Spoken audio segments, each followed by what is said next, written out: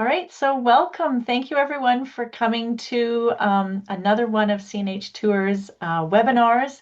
Today we're going to be talking about the Svalbard Archipelago with Danna Walker, who has recently just come back from a trip. So we're super excited, only back for like a week, so everything is super fresh. And I'm really looking forward to seeing all these slides and pictures too and hearing about it. So just to kind of go over what the meeting is. So it's going to be about a 30 to 40-minute presentation with lots of beautiful slides and information, and then about a 20 to 30-minute question and answer. So please feel free to put your questions in the chat and I'll be monitoring that. So I'm kind of the host of the meeting. My name is Kathy Hazaboots and I work with CNH Tours as the Antarctic advisor. Um, so that's just sort of a little bit of the logistics for today. Um, but just a bit about CNH Tours and Galapagos Travel. So it is under one management and ownership. So some of you are probably familiar with either both the companies or one of them. They've been working as for about 25 years, experience providing travelers with their dream trips to wonderful destinations. Here is not the whole team. Heather and Mark are the owners, and then the three of us on the bottom, Dana and myself and Kelsey, are more the polar region people that are working. So the people that work at CNH Tours have traveled, either lived and traveled in these wonderful, beautiful areas of the world and chosen some of these destinations that are so unique that they're truly worth the visit. We're here to talk about Svalbard, and of course, that's the Arctic region. So the polar regions that we're dealing with, Antarctica and the Arctic. We do have some group trips that are planned in the next couple of years. So keep an eye out for those, but we can also help you with many other trips to the region. But of course, before we're here to talk about the discoveries of the what Dana has just returned from. So Dana Walker, she's our polar destination expert.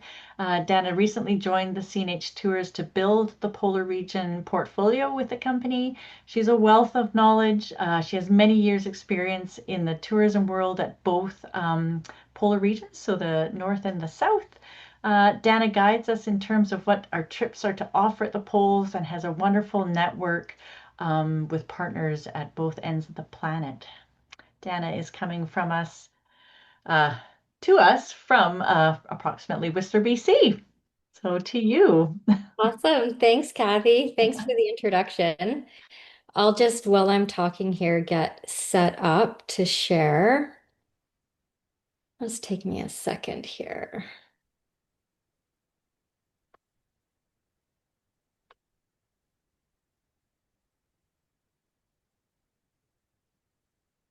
All right. Can everybody see that? Perfect. I just have to move one thing around here. So thanks for having me and catching me on my polar high. It's been a bit of a whirlwind getting back to the norm after such a grand adventure, but I'm always more than excited to get to talk about the Arctic and some of my experiences. So thank you. As Kathy mentioned, I'm Dana. I've been traveling and researching and selling the polar regions for over a decade. The Arctic has become my ultimate favorite, and I think that's probably due to its diversity, the culture, and the wildlife, the scenery. I live on the west coast of Canada, and I venture into the Arctic every chance I get. So one of the most special things that we do here at CNH Tours is we make sure that we experience something before we sell it to our clients. And I've been up in Svalbard before a couple of times, and on this most recent visit, I was able to look at a few different ships. And so that's what I want to share with you today is the options for Svalbard, because the more you know, the better equipped you are to make the correct choice when it comes to taking an expedition. So, where is Svalbard? It's an archipelago in the far north of Norway, and I'm just going to show you on a map here because you can see the little dot of where I am on the west coast of Canada. Um, And you can see where is. So a few different ways to get here. The times that I've gone before, I've flown from Vancouver all the way across the country and across the Atlantic and landed in Germany, and then taken a flight north to Oslo, Norway, where I've overnighted and then headed on to the Svalbard Archipelago the next day. When I went this time, I flew with Iceland Air and I flew into Iceland first and then Oslo and then up north. So I much prefer that. And I found a fantastic hotel near the airport in Oslo that really just sets the tone for this adventure. It's out in farmland. It's only about 4 kilometers from the airport. And it was a real treat too. I felt like I'd hit a gold mine when I found that hotel. So let's get started. I'm going to show you 3 different ships. And of all my travels and all the ships that I've been on, these are my ultimate choices, and you'll see the differences between the 3 of them. So this is the Shivan, and she's used to be a ship that captains got trained on in Norway. So if you were training to be a captain, you were working on this vessel, and this is where you learned, all your captain skills. But she's refurbished and very Scandinavian style inside, and she's got a hot tub on the back deck. Only holds 12 passengers. So if you're a large family or a group of friends and you want to charter a ship, this is the vessel to take. Very small, up close and personal, can get into all those tiny little fjords, just as ice strengthened as some of the bigger ships. This ship will carry crew and then 2 expedition guides, has 2 Zodiacs. So every time you're launching Zodiacs to go ashore, you're getting 6 passengers in each boat. So very small, quaint, family style meals. You sit together, a very personalized experience. Now, the other end of the spectrum is a 132 passenger ship. The Ocean Explorer is the one that I recommend. And this is a ship I recommend to people where I have maybe a couple, and maybe the wife is like, "Yeah, I really want to go to the Arctic," and the husband's like, "Oh, not so sure," or vice versa.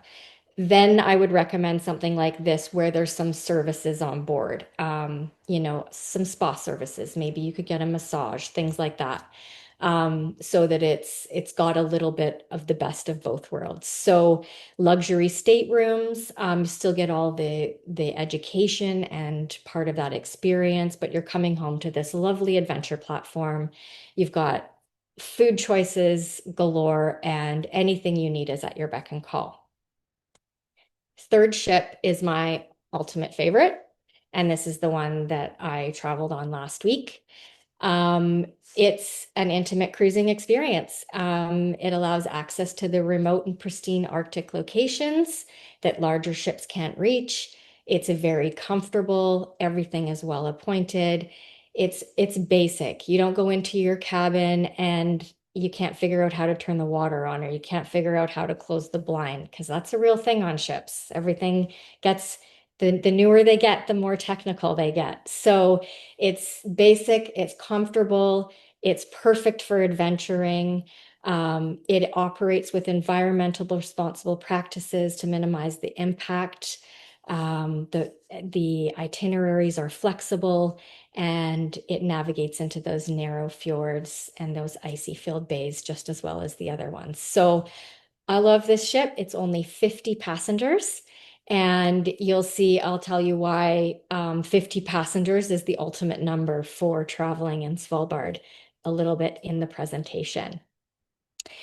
What are we going to see in Svalbard? So, polar bear cubs in Svalbard are usually born between November and January while the mother's in her den, and the cubs stay inside the den. They're protected and warm for about 3 to 4 months, and then they typically emerge between March and April to start exploring the Arctic with their mums. So, you will often encounter images like this. Meanwhile, the male polar bear cub or the male polar bears, they spend the winter roaming alone. They're doing, they're hunting seals on the ice.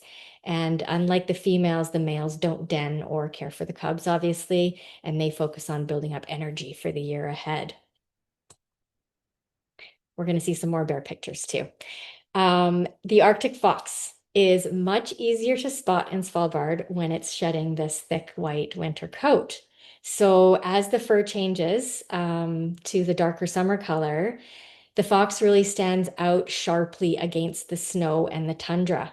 So this contrast, it makes it more visible and easier to observe during the warmer months. And I saw more fox on this trip than I've ever seen in the Arctic. So I don't know if that was our team's scouting abilities or if it did have a lot to do with this contrast, because of course he could cross over snow and the tundra and we could always see them. As I mentioned, I have had many opportunities to see Arctic wildlife, but I have never seen a walrus before this trip. So I was pretty amazed at the number of walrus encounters. And there was plenty of them. And there was some remarkable moments, like you can see, sitting here in front of this herd of walruses playing in the water. And one thing that walruses do when they're ready to have their pups, they will leave the herd and they will, go have their pup alone. And they won't bring the pup back to the herd for about 3 days. And we did see a walrus mum with a newborn pup on an ice floe all by herself. So that pup must have been under 3 days old. And that was a truly special experience. And unfortunately, I don't have a photo of it because the location that we were, there was a huge swell in the ocean at the time. And so the boats were just going up and down, and everybody was kind of seasick and not getting very good pictures.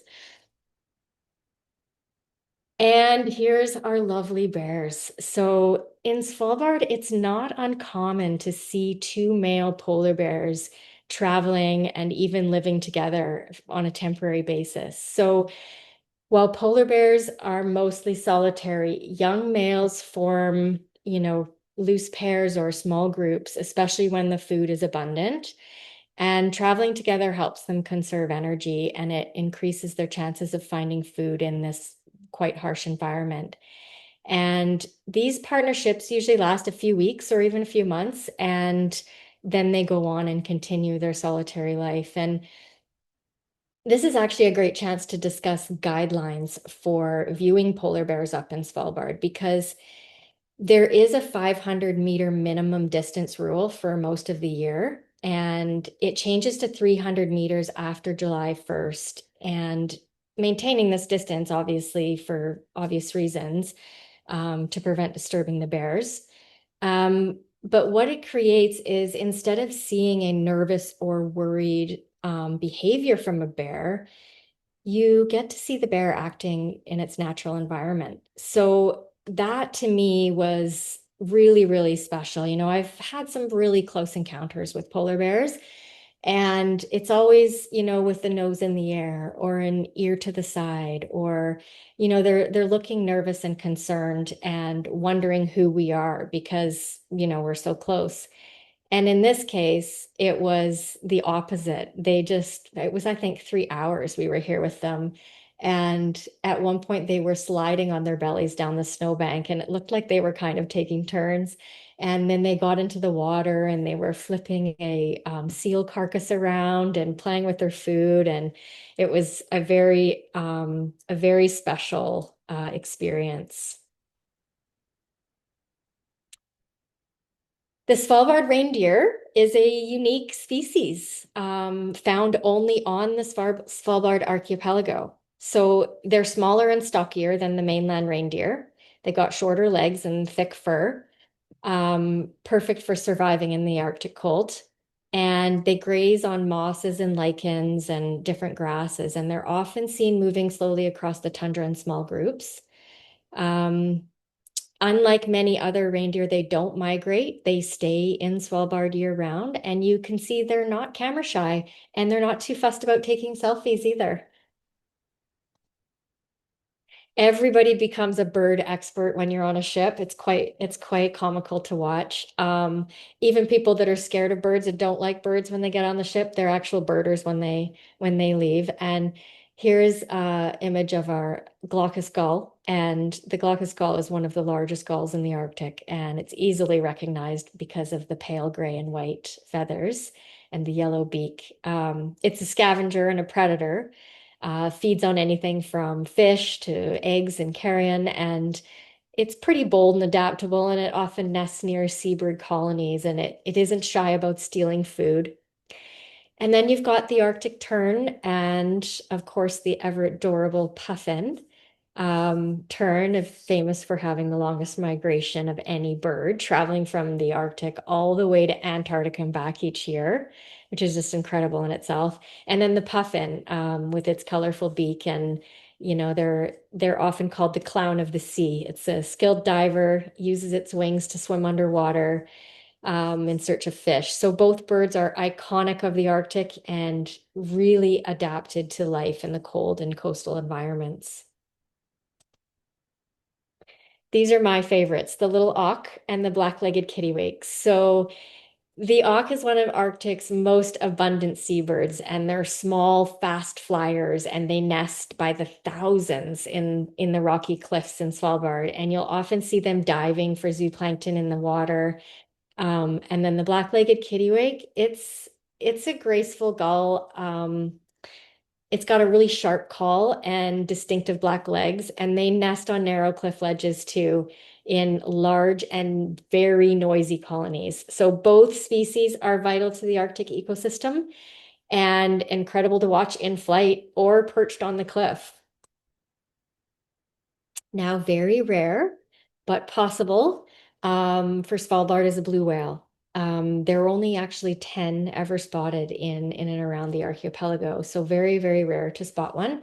But I did spot one when we were up there in 2019. One was spotted. So that is an incredible sight, but always on the lookout for that. And then so many different species of seals. But this was my favorite from our trip is the harbor seal.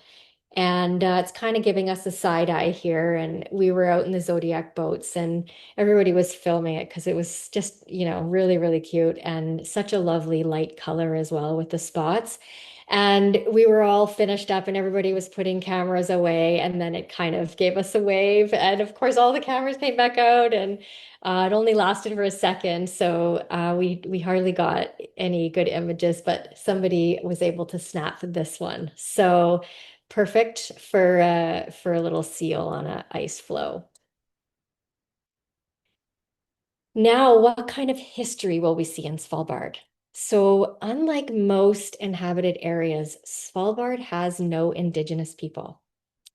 It was uninhabited until European explorers and whalers arrived in the 16th and 17th centuries.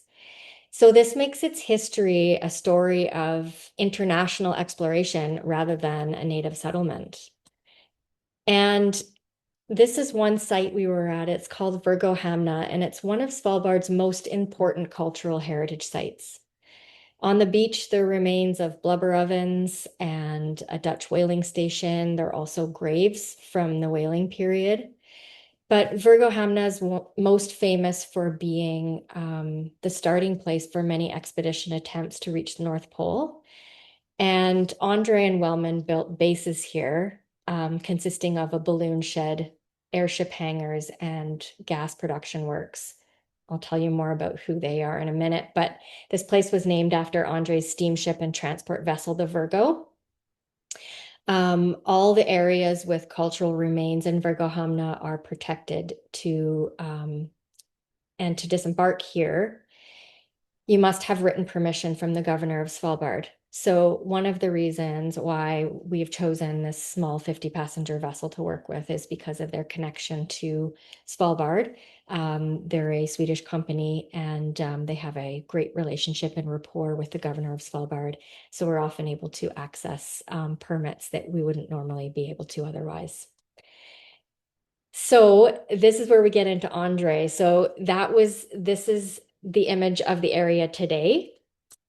And this is what it was like back in 1897.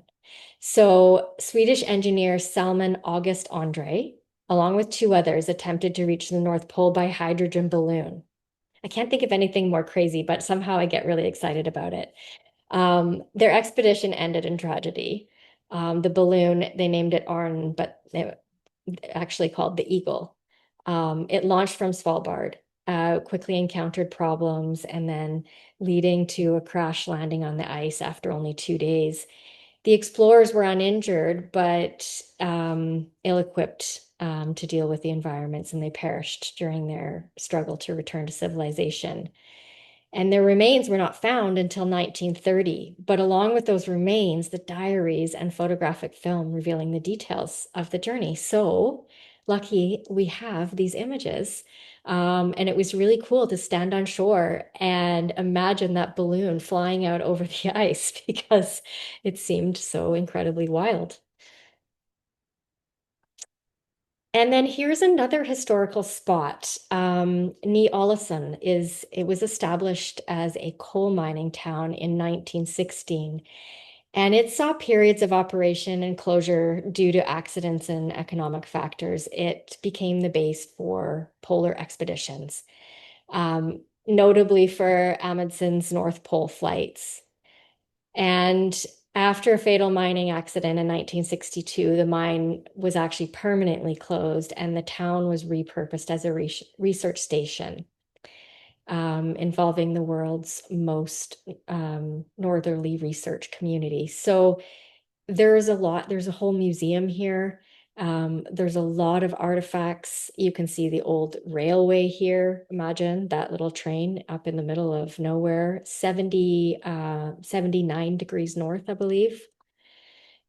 And then monuments as well. So in 1925, Roald Amundsen attempted to fly to the North Pole from New Ålesund and Svalbard with two airships. And you can see the kind of shape of the airship on that one plaque in the center.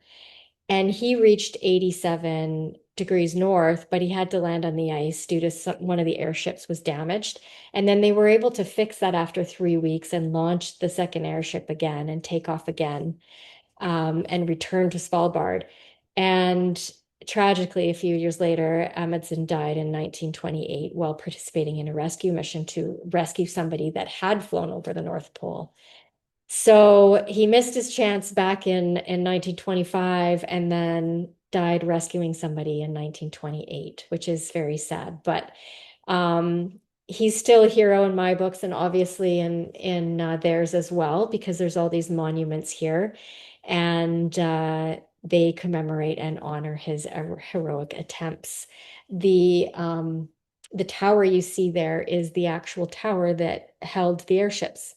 So that held the airships in flight until they were ready to take off. And I got to stand directly underneath it. It was incredible.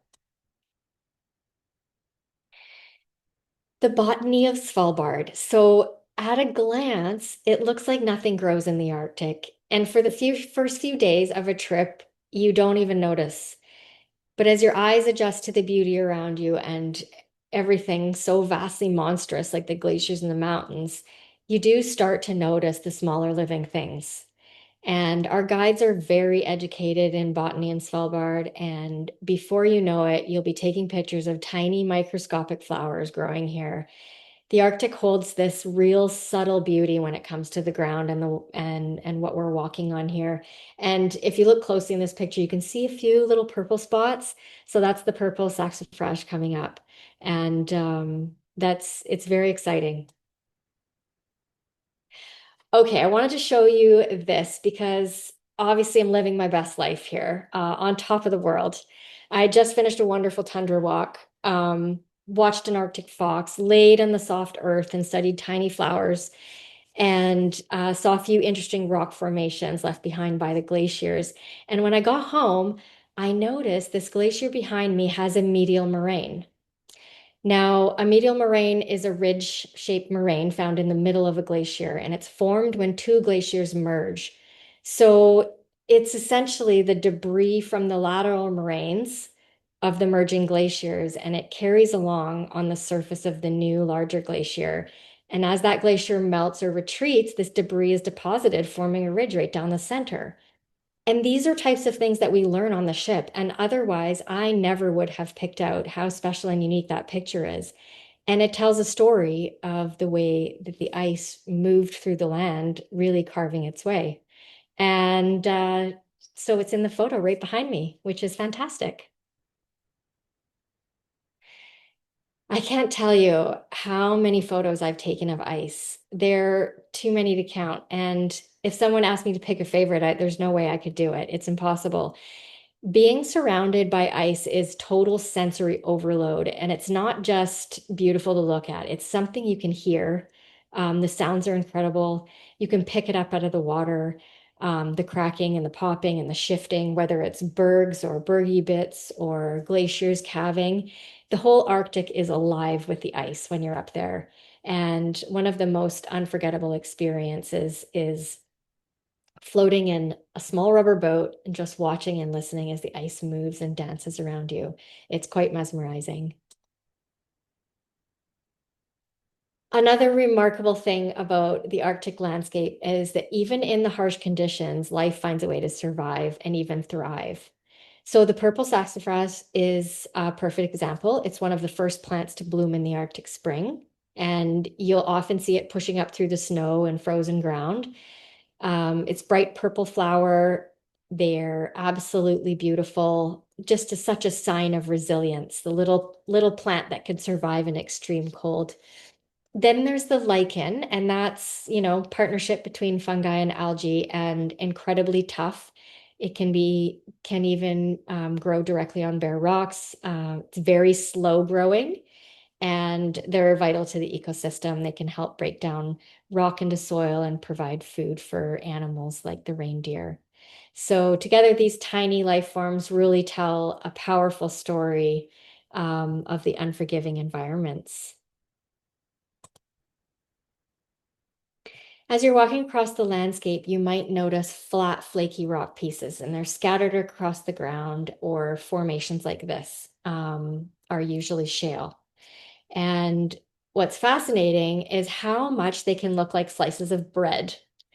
And in some local stories or field nicknames, these pieces are referred to as stone bread or troll bread, especially when their shape and their layering really they mimic crusty slices. So this rock forms a thin layer and it breaks apart easily, almost like pages of a book or slices of a loaf. And it's made from compacted mud or clay over millions of years.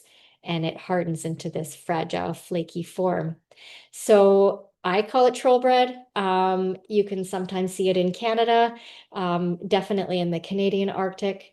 Um, I call it troll bread because only trolls would eat rocks, right?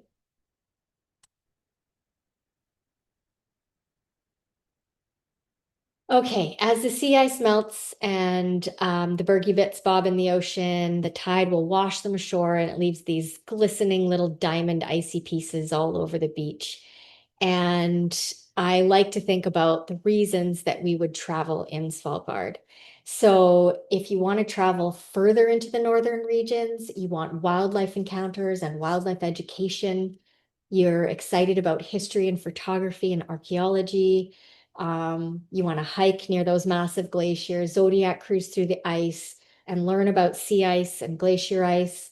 If you want to be an explorer and travel in the footsteps of explorers before us, and you're keen on an epic adventure, then Svalbard is the perfect platform for your next adventure. And I have one more slide here, I think. Yes.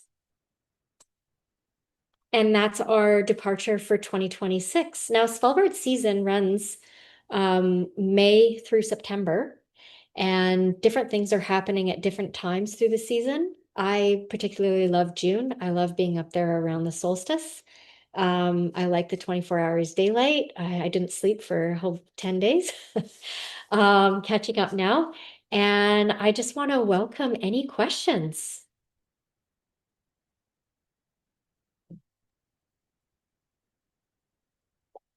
Okay, so thank you, Dana. That was amazing. Love to see all those wonderful pictures of the wildlife, and just the scenery is so captivating. I just would be so excited to be there. So we have a couple questions. So one of them was again, just if you could just say again how many passengers are on the MS Quest. Yep, it holds 50 passengers, a crew, and only 5 expedition team members. So when the trip that I was on had only 41 passengers. I was actually going to mention about the landing sites. Some of the landing sites are restricted in Svalbard, only allowing 49 people on shore at one time. So on a 200 passenger vessel, they're not even going to apply for a permit to that location. So the smaller ships with only 50 passengers, that means we can put a couple people in a Zodiac boat and take the rest of the people ashore, and then we can just swap. Mhm. Okay, no, that's good information. Yeah.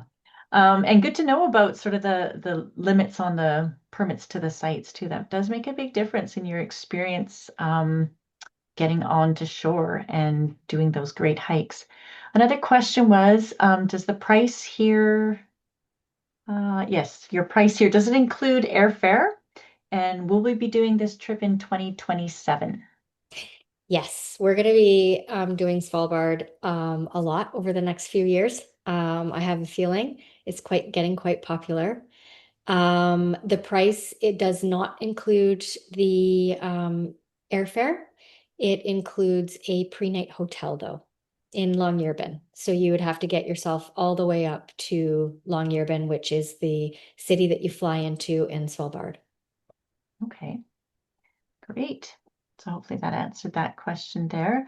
Another one, when you come across polar bears, uh, were you on land or in a zodiac? Hmm. Yes. Um, my personal experiences have been both over the years. For this particular trip, we were viewing most of our viewing was done from the ship. Mhm. But you can view them from Zodiac, and you don't want to run into them on land, but that sometimes does happen. Mhm. Yeah, and I imagine with that 300 meter to 500 meter, it's pretty far away really when you're on land and probably get yeah. Anyway, be Yeah. better on a boat, Yeah, safer so on we're a always boat. scouting when we're out there. It's one of my jobs when I lead a trip is, an extra safety hand. All of our guides are equipped with firearms for safety, and thank goodness we've never had to use them. But we do take every precaution. Mhm. Great. Okay, another question was how many days travel to get there? So I Mm. guess it really depends on where your home is and to get to there, but Yeah, we'll just I go would with you say from being I on the West Yeah, Coast. I felt like I flew from in the grand scheme of clients in North America. Mhm. I flew from the furthest point. Yeah. So I really loved the way I did it. I did my overnight in Oslo, and then I did 2 nights in a hotel up in Longyearbyen. And Longyearbyen is quite a special community, and there is different tours and things you could book there, like land-based tours. Mhm. So I would do that again. I would do 2 nights in Longyearbyen and 1 night in Oslo. So in that sense, it did take me about 3 days before I was actually getting on the ship. But you can do it where you fly all the way through and directly connect your flights all the way up. And the good thing is on day one of the trip, you don't actually get on the boat until about 3 in the afternoon. You have lunch in town with your group and meet your guides and stuff first, and then you go to the ship together. So you would have that morning to fly in if you wanted to. Okay, yeah, that's good advice. And yeah, sometimes it's nice to have a bit of time before a big trip to sort of get into the rhythm and let all that other stuff leave you behind, and then you can really be very present and enjoy those moments when you're on a trip. Mm. So some other questions were like, how long are the hikes when you're on land? Yeah. So some of them are what we can do is depending on the landing site. and our capability to see bears coming over ridges and different things like that, we can split the group up. So there was a couple days actually where I was, going up on the long hike up to the highest point, and the rest of the group was walking and just doing like a beach walk along the base of the glacier. So we can split things up like that. We can also split things up for photographers and give them a little bit more flexibility. They like to hang around the same spot for a long time, getting different angles and images. So with a small group like that, like I have been on ships before, even the 130 passenger vessels, where you kind of get to shore and you feel like you're being herded around and, kind of stay within these limits. But I never felt like that on this at all. I felt like I was in the wilderness with the guide, but we were all doing it together. So I would say a short walk, 40 minutes to an hour, a long walk, 3 hours. Some people didn't want to walk at all. They wanted to go in the Zodiac boats and get up close to the glacier and take pictures from there. So it's very, very flexible. Okay, that's good to know. Um, see here. What was the name of the hotel in Oslo that you stayed at? Yes, it The- was the Best Western Airport Hotel. And Okay. yeah, it was fantastic. The Scandinavia, they always include breakfast in the hotels, and it's like not a normal breakfast that I would normally see in North America. It is like a breakfast, like it would feed you for the entire day. So it was really, they were perfect. It was perfect. And there was actually some little hiking trails close to the hotel. So my biggest pet peeve is when I'm on my way to the Arctic, you're landing in these cities and you feel like you're getting this like city vibe while you're trying to get off the beaten track, and it throws you off. And so this was a really, really nice location for a hotel.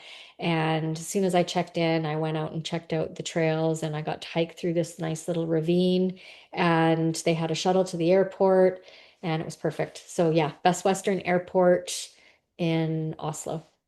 Oh, so great. What about the guides on board? Do they give presentations? Is that sort of every evening? Do they do sort of They a do them at recap of what's random. going to happen for the next day? Yeah, they kind of do them like on an expedition, everything's moving and changing all the time. So they coordinate their talks around like once we'd seen something, some particular wildlife, then they would do a presentation on that, and so that they could talk about what we saw, why we saw it, what they were doing. And then, so they do presentations, they do a photography workshop. They sit down with you at meals. You can talk to them about anything at that time. And they also do an end of the voyage slideshow by a professional photographer. So I just received into my email the most beautiful slideshow, 20-minute slideshow I've ever seen. Even on some of the fancier ships, they're not as good as that. So I feel like this company that we're partnered with, they've got some really, really amazing staff on board. So some of the most educated, I felt very educated when I got off the ship. Nice. That's great. That's good to hear. What was the weather like when you're up there in June? Well, when we got up to, oh, it was 78 or no, 81 point something degrees north. Can't remember exactly. In the pack ice, and it was cold. It was probably one of my coldest days ever in the Arctic. I actually was in the Zodiac not moving, and I had to take my boot off and like rub my foot because it was very, very cold. Um, and so some days are cold like that and windy and foggy, and other days are beautiful sunshine, no wind at all, completely glassy surfaces. The birds, landing on the water and those glassy surface days are just incredible. Um, I was also very surprised at because I've been on some newer technology ships with these newfangled ballast systems and they're supposed to be so stable you don't get seasick. And so getting on this older vessel, I was a little bit worried that I was going to be seasick, and not even a little bit. I think I had one night where it was super swelly and I felt a little nauseous, but otherwise this boat was perfect in these waters. It was almost like a little duck, just like it was almost shaped like that too. So yeah, perfect. Perfect for all different kinds of weather. We didn't have any snow, like it never actually snowed on us. There was one day where I saw the grease ice forming on the surface of the ocean. So that's like when the slush and the ice kind of form together and it creates this little sludgy surface. But we really had all mixed bag of weather. Okay. So, and also knowing that you're quite love your snow kind of thing. So for you to be pretty cold, would you say maybe was it -10 or colder? No, it was probably around -2. Hmm. But with the wind chill and then being in the zodiac near the ocean, I think that, and then just sitting there, it Right. it definitely feels a lot colder. One thing this that we do with this ship that I have not seen with others is they have float suits. So a lot of the other companies will give you this parka and they say, oh, it's like a souvenir and you can wear this parka for your trip and then it's yours to keep or whatever. And it's just basically a two-layer shell and a base layer underneath. And I always on those trips, I just bring my own gear because I have good down gear myself. This company doesn't do that. They just provide these float suits. So you bring your own gear, and when you're going in the Zodiac, you put on the whole one piece Hmm. and it just goes right over top of everything. So imagine I didn't have that. It would have been really cold. But yeah, it's a great option because nobody wants to lay down and start taking a photo with their nice gear on. Um, so these float suits they're perfect. Excellent. Good. Yeah. And that kind of leads to another question was about a packing list. So, of course, if we were to be providing a trip, we would be suggesting packing lists, but I'm sure you have some, or maybe something that you wouldn't have thought you needed that you did bring or that you wish you had brought. Can you think of anything that special? Well, I always bring my own binoculars. Mhm. There's always a few pairs up in the bridge and the panoramic lounge and stuff for people to use. But I always bring my own because I mean, you're just, especially when you're polar bear scouting, you're always like, what's that? It's usually, oh, that's a reindeer. Um, but so binoculars, I always put a toggle string on my sunglasses because they tend to fall, you're looking overboard of the ship all the time. I did actually, I got a very nice pair of glacier glasses this time, which I really, really liked in the Zodiac because they have the side covers and it just blocks the wind out. And sometimes as I age, my eyes just get more and more watery. So that really helped.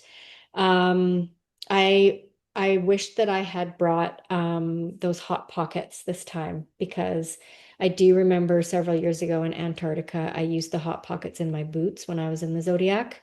Mm. And that just saves your feet from getting really uncomfortably cold. But basic packing, the regular things. You don't want to, take photos in Antarctica wearing the same hat every day. So I always pack multiple different hats. Um, you can always take a base like I do mitts and then a thin wool, merino wool base layer of a glove for underneath because your hands do get sweaty in your gloves and you might want to take that insert out. Um, Other than that, it's just basic winter stuff. And we've got like what Kathy said, we've got the list, the packing list. So that's all provided for you. And of course, we would walk you through all of those things before. Okay, that's great. So a couple other questions. One was, does the ship offer trips earlier in the year, maybe March or April? And again, Not April, but May, early May. mhm, Yeah, they have to wait for the ice to melt enough so that they can get into those fjord areas. mhm. Um, so yeah, early May would be the earliest, and right through until mid-September. Okay, mid-September. Great. You also mentioned about getting that permission. So question was, do you get the permission from the governor for us? So I imagine maybe the ship maybe would deal with the. Yes, so it's the ship that has to get permission to land at specific landing sites. Mhm. Yeah. That's great. Yeah. And up in the pack ice, there are no restrictions. So for wildlife. So if you encounter a bear up in the pack ice, it's quite likely that that bear will, walk close to the ship, or, obviously if we see one, we stop and we take our, keep our distance, but they're often curious and come in closer. Mm, okay. Um, it seems like that's all the questions on in the chat. So maybe we'll just give people a few more minutes if they're thinking of anything else that pops into their mind. Of course, Dana, you've got your email address up here, so people can always send you an email, give you a phone call, visit our website if they want more information. But you're our wealth of knowledge on this topic, so best to just get in touch with you. Mhm. Um, yeah. Did you have anything else you wanted to add? I think that's it. I'm sure anybody will email if they have further questions. And yeah, thanks for joining and sharing in the excitement and dreaming about an expedition in Svalbard.